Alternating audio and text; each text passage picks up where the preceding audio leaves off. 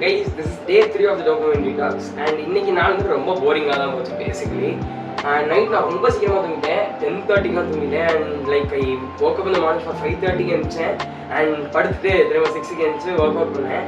இது ரெஸ்ட் எடுக்கிறதுனால இன்னைக்கு வந்து கொஞ்சம் சிம்பிளாக ஒரு ஒர்க் அவுட் பண்ணி முடிச்சுட்டு ஐ காட் ட்ரெஸ்ட் அப். ஃபோன் இல்லை, எந்த ஃபோன் இல்லை, பிரெயினே ஒரு மாதிரி எம்டியாக இருந்துச்சு காலையில் ஃபுல்லாக அண்ட் ஸ்லீப்பியாக தான் இருந்துச்சு. அண்ட் ஸ்கூலுக்கு போயிட்டு வந்துட்டு நீங்கள் என்ன பண்ணனே தெரியல இன்னைக்கு மட்டுமே. ஏன்னா மற்ற நாளாவே அது like I would do something, ஏதோ ஒன்று எழுதுவேன், படிக்கிறது இருந்துச்சு. பட் இது நான் வந்து கொஞ்சம் லேட்டாக தான் இருப்பேன்.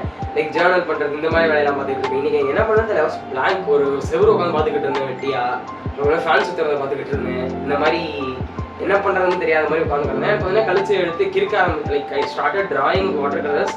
அது வரைஞ்சேன்னு சொல்ல முடியாது, இருந்து எல்லா பெயிண்டையும் கலந்து பிடிச்சி நிறைய பண்ணிக்கிட்டு இருந்தேன்.